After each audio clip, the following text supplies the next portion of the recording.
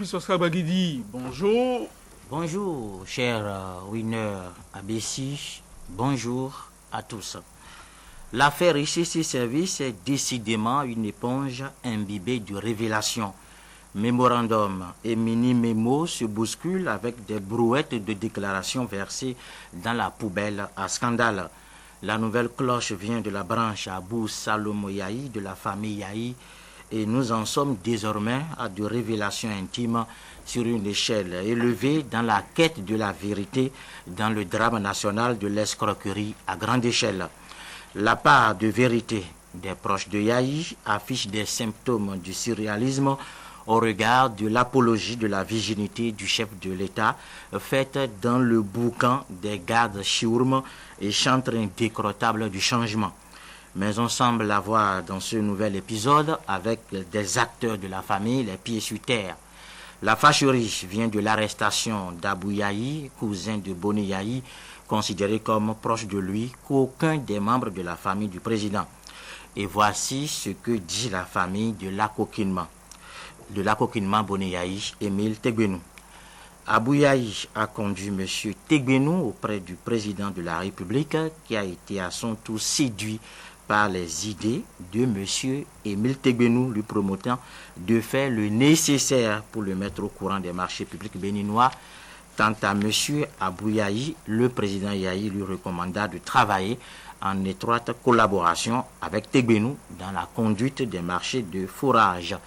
Principale leçon de l'éclaircie familiale, Yahi connaissait Tegbenou avant l'éclatement du scandale ICC Service et aurait, selon les témoins biologiques, assuré les liaisons du cousin avec le filou. Le mini-mémo à charge contre le chef de l'État tisse déjà sa corde au bout de celle de l'ancien ministre de l'Intérieur limogé. Amazindokwe jurait dans un mémo à succès avoir rencontré M. Guy Akplogan et M. Émile Tegbenou au domicile du chef de l'État. Il avait alors été accusé d'avoir violé le corps du Christ par de co-religionnaires hébétés sous l'effet de l'émouvant mémo. On eut du mal à comprendre le lien entre le mémo et le péché, celui de la violation du corps du Christ. Dans une interview à Libération en novembre 1981, Serge Gainsbourg caricaturait cette espèce de folie, je cite, « Si le Christ était mort sur une chaise électrique, tous les petits chrétiens porteraient une petite chaise en or autour du cou. » Fin de citation.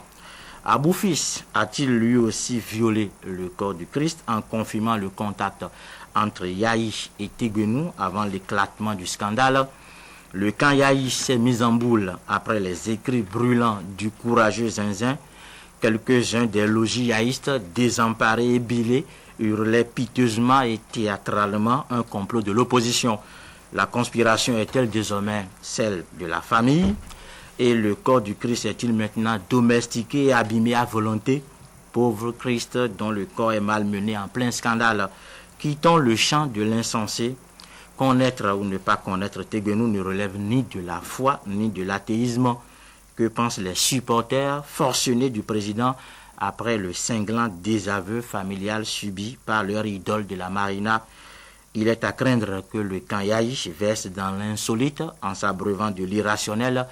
On a hâte de savoir la ligne de défense du pouvoir du changement maintenant que des membres de la famille de Yahi ont tenu le même langage que Zinzin, l'ami de Yahi.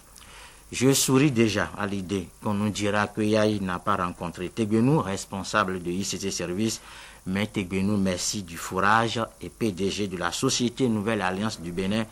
J'espère sérieusement que dans la nouvelle panique, on n'en viendra pas à cette hérésie, car il s'agit de Tegbenou tout court et non d'un dédoublement qui doit offrir à Boni Yahi le choix de son Tegbenou pour demeurer l'immaculé Yahi. Le chef de l'État s'est déclaré responsable mais pas coupable dans l'affaire Sensad. Il y a un autre Yahi à découvrir si ce n'est plus le même responsable mais pas coupable. On pourrait avoir le chef d'État responsable et coupable, ou le président ni responsable ni coupable, ou peut-être toujours le chef qui n'était pas au courant de l'existence de Tegbenou et de rien d'ailleurs, car le président responsable et coupable est toujours à rechercher. C'est de la famille Yahi, malgré les nuances d'Abou Père, que naît l'espoir d'une réponse incontestable à cette question qui domine toutes les autres dans le gros scandale ICC Service. Boni Yayi, chef de l'État, chef du gouvernement, a-t-il rencontré Guillaume Plogan et Emile Tegbenou? Oui, crie Aboufis. Les Yahi sont sans doute eux aussi appris la mauvaise nouvelle. Vraiment. Vraiment, Sulpice Oscar Guidi, merci. Le titre c'était Témoin Yahi à charge avec des points d'interrogation. Cette affaire est-elle en train de devenir, c'est avec vous Léon Dossou que nous allons commencer, cette affaire est-elle en train de devenir un drame familial? Je citais tout à l'heure à 7 heures César quand il a découvert Brutus, son fils adoptif, parmi ses assassins. Il s'était écrié: tu coques mes filles, toi aussi mon fils. Est-ce qu'on peut dire précisément, à travers ce mini-mémo publié hier, par les soins de Yves Abou, est-ce qu'on peut dire précisément, Yves Abou, qui est le fils d'un des cousins du chef de l'État, cousin du chef de l'État incarcéré, vous voyez, c'est très compliqué, cousin du chef de l'État incarcéré dans l'affaire ICC Service, ce qui pourrait confirmer que la trahison ne vient que d'un proche, que des proches à soi. Tout ça est assez compliqué, mais est-ce que précisément on pourrait s'écrier comme Jules César ce matin, toi aussi mon fils, toi aussi mon frère? Bon, vous avez d'abord demandé si cette affaire est en train de devenir une affaire familiale. Un drame familial. Un drame familial. Je pense que c'est le temps qui va nous édifier totalement. On a l'habitude de dire que la vérité met du temps, mais finit toujours par éclater. Et le temps est en train de donner raison à cette façon de voir les choses. C'est-à-dire que le temps va nous édifier finalement sur tout ce qui s'est passé dans ce dossier-là, tout ce qui s'est passé dans les coulisses, ce qu'on a caché et tout ce qui a créé cette vaste escroquerie, tout ce qui a alimenté ce que nous déplorons aujourd'hui. Je pense qu'on va laisser peut-être le temps au temps, mais pour le moment, on a effectivement de quoi se mettre sur la dent, et on constate effectivement qu'il y a des choses qui se sont passées. Ces écrits de Abou Yahi et avant lui, de son fils, ont montré un peu ont confirmé en quelque sorte une partie du mémorandum de Armand Zinokwe que certains avaient décrié dans le temps. Je pense que on attend de voir et le temps va nous Yves Abou Yahi a voulu défendre un père incarcéré dans l'affaire à feuilleton ICC Service, et puis l'histoire ne s'est pas arrêtée là. Il y a eu la réplique, les démentis du père. Depuis ce matin dans la presse, on est saisi et on est servi véritablement à foison. Ça vient de partout, les titres et les dénégations de Salomon Abou Yahi, précisément. Est-ce qu'on ne peut pas considérer qu'à partir de ce moment-là, l'histoire est terminée, que le principal concerné, incarcéré par ailleurs, ami présumé de Tegbenou, ayant parlé, ayant donné sa part de vérité, qui lave, je l'ai dit aussi à 7 heures, qui lave à l'eau de Javel Boni Yahi, on ne peut pas considérer que ça y est, le mémo de Zinidokwe, c'est pas le sujet, que le mémo de Zinidokwe, par exemple, est complètement vidé. Non, au lieu de parler d'abord du mémo de François, au lieu d'en venir au mémo de Zinidokwe, je crois qu'il faut plutôt d'abord s'intéresser à cette contradiction qu'il y a entre les propos de Abou Junior et ceux du Senior. Je crois qu'à ce niveau, on pourrait être tenté de croire qu'il y a eu peut-être une envie sérieuse de révéler à la face du monde des choses qui peut-être ne sont pas à reprocher exclusivement au père. C'était peut-être une folle envie de se rebeller contre ce qu'il considère comme une injustice. Parce qu'à un moment donné, lorsque vous êtes impliqué et que vous estimez que vous n'êtes pas le seul, ou que vous ne méritez pas de porter le chapeau que tout le monde doit porter collectivement, vous pouvez peut-être en arriver à faire des révélations que nous qualifions souvent de troublantes. Mais il se fait que dans ce cas précis, ce n'est pas le concerné même qui a parlé, c'est son fils. Mais qu'est-ce qui aurait pu pousser le fils à faire de telles déclarations qui rejoignent d'autres déclarations, notamment celle du ministre Armand Zinokwe, s'il n'avait pas au moins quelques preuves de ce qu'il affirme?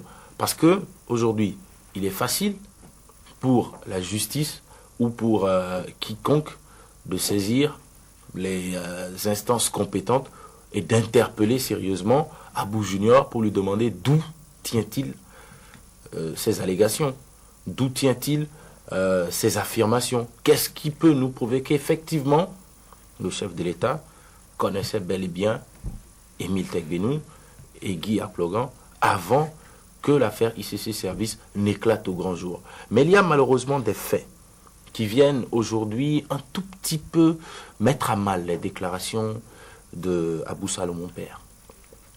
Lorsqu'il nous dit avec beaucoup de précision qu'effectivement, ce n'est pas le chef de l'État qui l'a mis en contact avec Émile Teigbénou, mais que c'est lui qui est plutôt allé vers le chef de l'État avec Émile Teigbénou, et qu'en même temps, il déclare qu'il n'avait que des relations liées au forage dans les pays sahéliens avec ce même Teigbénou. Et qu'il n'a pas que de forage. Voilà, et qu'on l'interpelle maintenant dans l'affaire ICC, et qu'on le garde toujours en prison, mais ça veut dire que ce n'est plus une affaire de forage.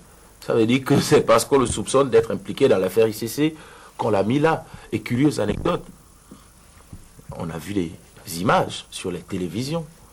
Le chef de l'État, quand il recevait la délégation de ICC Service, on n'a pas dit qu'il y a Plogan, ingénieur en informatique, ou je ne sais pas, tel citoyen béninois résident à tel endroit. On a bien dit les membres de ICC Service. Et à aucun moment, un communiqué officiel n'est venu démentir cela. Donc ça veut dire, dans une certaine mesure, qu'on ne peut plus nous dire aujourd'hui que le chef de l'État ne connaissait pas certains membres de ICC Service avant. Il ne les connaissait peut-être pas avant l'éclatement, mais il ne faut pas nous dire qu'il ne les connaissait pas en tant que membre de ICC Service. D'accord. On peut nous dire peut-être qu'il ignorait ce que c'est que véritablement les dessous de ICC Service, encore que ça reste à vérifier. Mais je crois quand même qu'il y a un imbroglio qu'il faudrait essayer de voir. Parce que quand les déclarations commencent par pleuvoir comme ça, les mémos, les délations et compagnie, et qu'on commence par petitement impliquer la personne du chef de l'État, on a souvent dit qu'il n'y a pas de fumée sans feu, mais il ne faudrait pas aussi que dans l'envie de ne pas se noyer totalement, on trouve un bouc émissaire parce qu'on sait que le chef de l'État, il a le dos large. Vous comprenez un peu. Oui, François Vincent, je signale qu'à cette étape-ci, très officiellement, l'affaire ICC Service est de ni vu ni connu. Le chef de l'État, il ne connaissait pas, Émile Teigbénou, Guy Aplogan et consorts, il ne les connaissait ni d'Adam ni d'Ève. Et on apprend à travers la réaction, la riposte à salve et à jet continu de Abou Salomon Yahi, on apprend précisément que le chef de l'État ne les connaissait pas en tant que responsable de ICC Service, mais simplement Teigbénou en tant que responsable de société de forage. Et il ajoute ceci, Teigbénou n'a jamais eu de marché jusqu'à la fin de l'histoire. Oui, Winner Abessi, André est-ce que nous parlons d'un pays souverain, d'une république? Est-ce que nous parlons d'une république? Parce qu'il me semble que dans une république, avant qu'on amène le premier responsable à recevoir des individus, on doit pouvoir, me semble, quand même lui signaler la personne qu'il doit recevoir. On doit pouvoir lui parler de ceux qu'il doit recevoir. Il me semble que n'importe qui ne se lève comme ça pour aller taper, n'est-ce pas, à la porte du chef d'une république pour se faire recevoir comme ça. Il me semble qu'il doit avoir forcément un certain nombre de préalables, en tout cas un préalable par rapport à tout ça. Est-ce que nous parlons de ça? Alors, puisque il me semble que nous parlons ici d'un président de la République qui a reçu des gens. J'avais dit ici au cours des débats que c'est trop facile que l'on veuille nous dire s'il n'était pas au courant, il nous connaissait. Je veux saluer aussi le génie de notre réalisateur. Vous avez vu, il a montré tout à l'heure des images où on a vu des autorités de notre pays en compagnie de vils individus, des individus qui ont martyrisé tout un peuple, qui ont spolié les gens, qui ont volé, Alors, moi j'ai lu la réaction ce matin de Abou Yahi, le père, Salomon, à son fils. Dans notre République aujourd'hui, de plus en plus, on amène les pères à désavouer leurs fils, on amène les fils à contredire leurs pères, de plus en plus. Moi j'ai vu